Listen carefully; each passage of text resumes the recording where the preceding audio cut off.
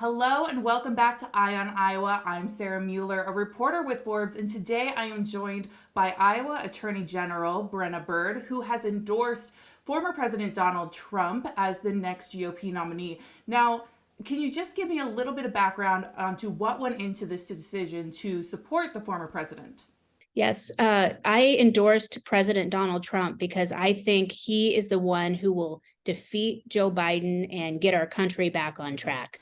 That's an interesting response given that 2020's election, he lost to President Joe Biden. So, what do you think is going to be different this time around that he will be able to win? Well, Iowans know what a failure the Biden presidency has been and how much that has hurt our farmers, how our border is out of control. The world is an unsafe, dangerous place now. The economy isn't doing well. When Donald Trump was president, we had a great economy. He helped our farmers. We had a secure border, and our country was safe. We were safe at home. Now, this is your first time in office as Attorney General after beating out a Democrat, a longtime Democrat.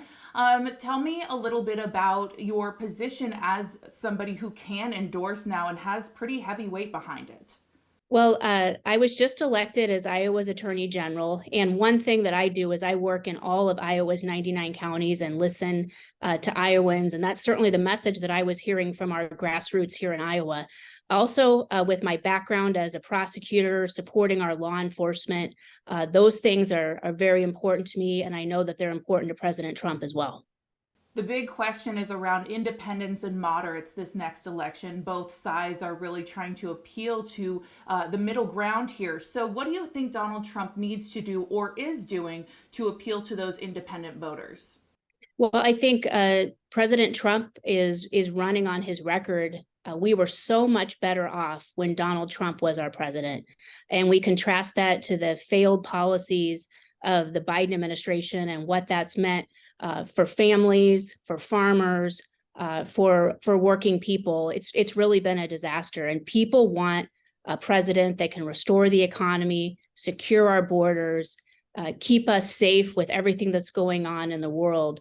All of those things are really important to Iowans, and I think they're also important to swing voters as well. And they've seen just what the Biden administration has done with their policies. It hurts the middle class and it hurts Iowans.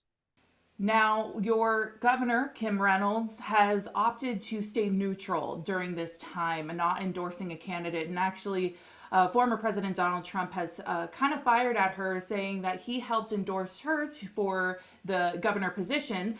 So, what do you think Governor Reynolds should do during this time, given that, the race is kind of dense with all of these different candidates? Well, Governor Reynolds is the best governor in the entire United States of America.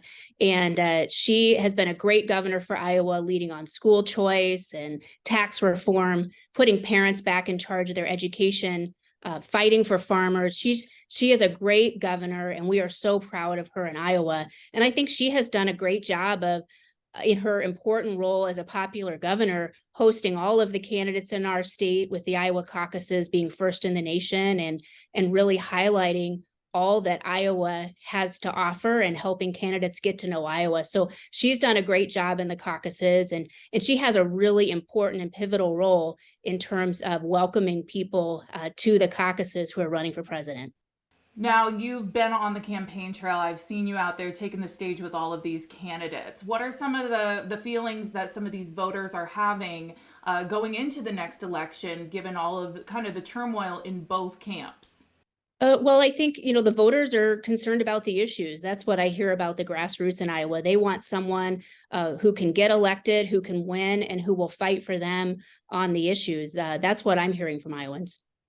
Now, before I let you go, I do want to ask you about the current conflict happening in Israel. How do you feel like that's going to reflect in the upcoming weeks as people are campaigning, given this kind of international crisis?